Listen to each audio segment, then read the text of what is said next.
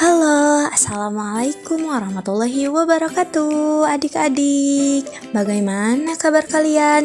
Semoga baik-baik saja ya. Nah, setelah sebelumnya kalian mengetahui kisah keteladanan dari Khalifah Abu Bakar Asy-Syiddiq dan Khalifah Umar bin Khattab, kira-kira ada yang tahu nggak ya sekarang kita akan membahas siapa? Ya, betul, khalifah ketiga yaitu Utsman bin Affan. Mari kita simak kisah keteladanan dari Utsman bin Affan bersama-sama. Utsman bin Affan lahir di Thaif, Jazirah Arab 8 tahun setelah kelahiran Nabi Muhammad SAW. Lebih tepatnya pada tahun 579 Masehi.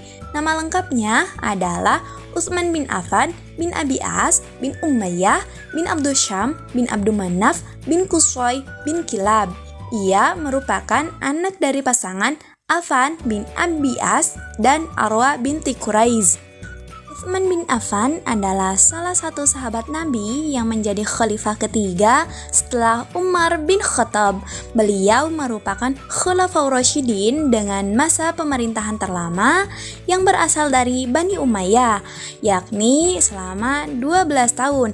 Masa pemerintahannya dimulai pada tahun 644 Masehi hingga tahun 656 Masehi atau tahun 35 Hijriah.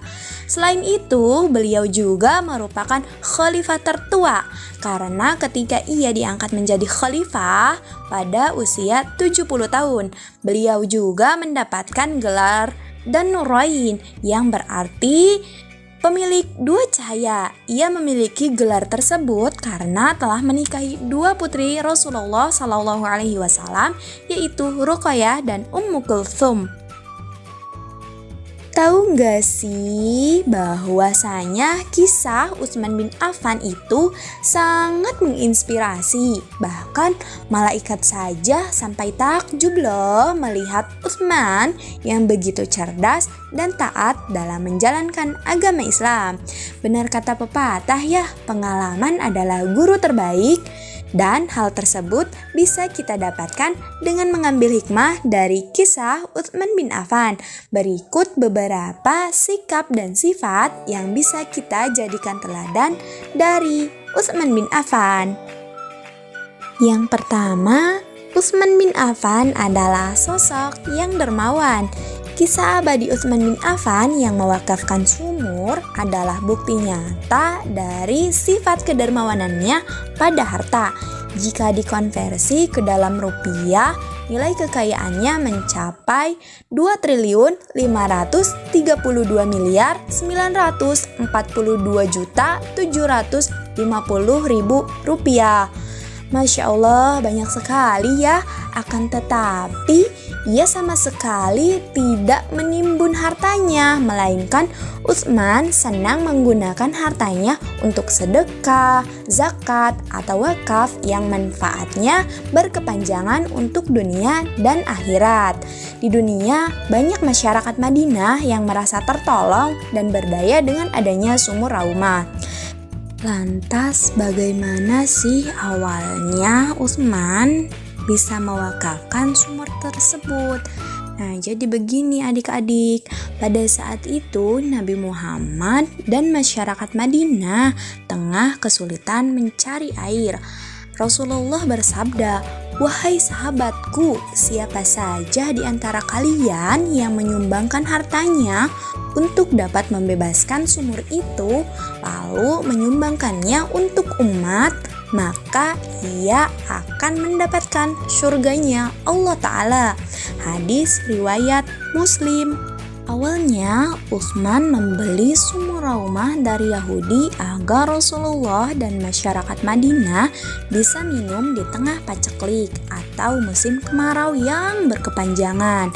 Bermula dari Utsman yang membeli setengah air hingga akhirnya membeli sepenuhnya setelah kesepakatan yang lain dengan pemilik sumur. Sampai sekarang wakaf sumur dari Utsman bin Affan hadir dengan kokoh selama 14 abad sebagai devisa negara Saudi. Yang kedua, menjaga akidah dengan menghafal Al-Quran. Sikap inspiratif dari Utsman bin Affan berikutnya adalah teguh akidah. Selain pandai berpikir strategis, Utsman juga seorang penghafal Al-Quran loh. Hasratnya dalam menghafal Al-Quran membuat Ali berdecak kagum. Di sisi lain, ia mempraktikkan agama dan kehidupan secara berdampingan. Selain menjalani kehidupan sebagai penghafal Al-Quran, ia memiliki kisah istimewa saat percaya terhadap Islam. Yang perlu kita ketahui yakni Utsman bin Affan termasuk ke dalam golongan as-sabiqunal awwalun atau orang-orang yang pertama memeluk Islam. Setelah mendengar Utsman masuk Islam, pamannya yang bernama Al-Hakam bin Abi As sangat marah hingga mencambuknya berkali-kali agar kembali kepada agama nenek moyangnya. Utsman tidak gentar, ia tetap teguh pada akidahnya hingga menjawab, "Demi Allah, aku tidak mengganti keyakinanku. Aku tidak akan meninggalkan agama yang diajarkan Rasulullah, apapun yang terjadi terhadap diriku." Nah, karena keteguhannya, akhirnya pamannya tersebut menyadari bahwa Utsman tidak mungkin kembali ke agama nenek moyang. Maka dari itu, ia melepaskan Utsman bin Affan dari siksaan. Alhamdulillah. Yang ketiga, disegani Rasulullah dan malaikat. Utsman adalah sosok yang selalu memprioritaskan urusan orang lain baru kemudian urusan pribadi. Suatu hari Abu Bakar bertamu ke Rasulullah SAW. Saat itu Rasulullah menyambutnya dengan salam. Posisi beliau sedang santai di atas tempat tidur lalu duduk. Kemudian bagian gamisnya sedikit terangkat sehingga menampakkan sebagian betisnya. Usai Abu Bakar pulang, giliran Umar bin Khattab datang bertamu. Sikap duduk Rasulullah masih sama saat berbincang dengan Abu Bakar. Setelah Umar selesai dengan urusannya, giliran Utsman yang ingin bertemu Rasulullah. Sontak saja beliau mengubah posisi duduknya yang tadinya betisnya tersingkap menjadi tertutup. Mengutip dari Imam Muslim yang meriwayatkan dari Aisyah, sesaat setelah Utsman pulang, Aisyah yang memerhatikan gerak-gerik Rasulullah pun bertanya, "Wahai Rasulullah, kenapa engkau tidak bersiap seperti begitu ketika kedatangan ayahku, yakni Abu Bakar dan Umar?" Rasulullah menjawab bahwa Utsman adalah sosok yang pemalu. Ia memiliki karakter apabila urusan orang lain, termasuk Rasulullah, belum selesai, maka ia akan buru-buru pulang, padahal keperluan Utsman sendiri belum kelar. Sikap pemalunya disegani oleh malaikat. Utsman merupakan seseorang yang pemalu. Bila dia masuk sedangkan aku masih berbaring, pasti dia malu untuk masuk dan akan cepat-cepat pulang, padahal belum dia menyelesaikan keperluannya. Wahai Aisyah, tidakkah aku patut malu kepada seseorang yang dimalui dan disegani oleh para malaikat? Ujar Rasulullah. Yang keempat, Utsman bin Affan memiliki jiwa sosial yang tinggi. Rasulullah mengenal Utsman bin Affan sebagai sosok yang berjiwa sosial tinggi. Utsman akan gelisah bila ia mengetahui orang yang kesulitan namun ia tidak dapat membantu, seperti saat umat Islam di Madinah dilanda krisis ekonomi sehingga sulit menghadapi perang Tabuk karena minim armada. Utsman adalah sosok yang tidak akan meninggalkan sahabat sendirian saat kesulitan. Ia pun akhirnya menyumbangkan 300 ekor unta dan 1000 dinar dari kantong pribadinya untuk perang Tabuk. Rasulullah SAW yang menerima bantuan pun seraya tersenyum dan mendoakan Utsman, "Semoga Allah mengampuni dosa-dosamu wahai Utsman, dosa yang kamu rahasiakan maupun dosa yang kamu nyatakan." Hadis riwayat Abi Syaibah dalam Musannaf. Yang kelima, solutif. Bukukan ayat Al-Quran menjadi mushaf. Utsman bin Affan bersama para penghafal Al-Quran seperti Abu Darda dan Zaid bin Thabit menghimpun lembaran Al-Quran menjadi mushaf.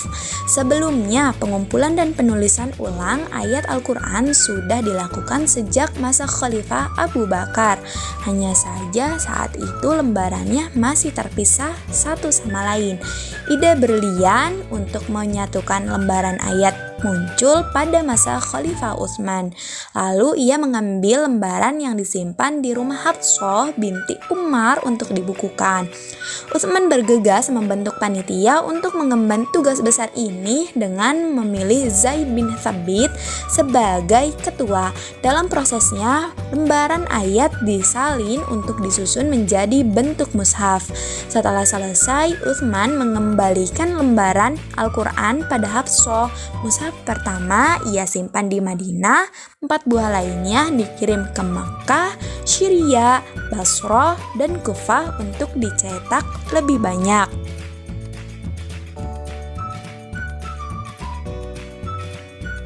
Kemudian untuk sifat yang keenam yang dapat kita teladani dari Utsman bin Affan ialah berprinsip hidup sederhana. Utsman bin Affan adalah saudagar kain kaya raya yang memiliki sifat sederhana. Ia adalah salah satu orang terkaya di antara orang-orang Quraisy.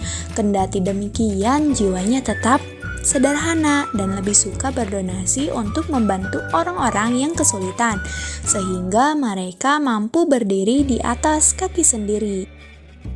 Utsman bin Affan wafat pada tahun 35 Hijriah, lebih tepatnya pada pertengahan Tasyrik, yakni pada tanggal 12 Dzulhijjah dalam usia 80 tahun lebih. Ia wafat karena dibunuh oleh kaum pemberontak atau kaum Khawarij.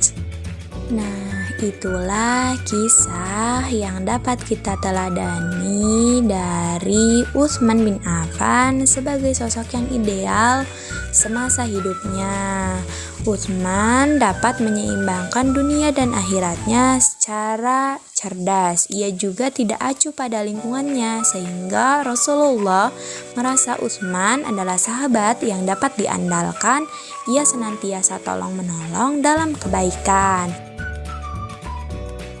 Nah, tidak terasa ya adik-adik, sekarang kita sudah berada di penghujung video terkait kisah keteladanan Utsman bin Affan. Semoga kita bisa meneladani sikap dan sifat dari Utsman bin Affan. Amin, amin, Allahumma amin. Sebelum kakak tutup, kakak punya pantun nih. Kalau ada sumur di ladang, boleh kita menumpang mandi. Kalau ada umur yang panjang, boleh kita berjumpa lagi. Burung irian, burung cendrawasih. Cukup sekian dan terima kasih. Dadah adik-adik, sampai jumpa di video berikutnya. Wassalamualaikum warahmatullahi wabarakatuh.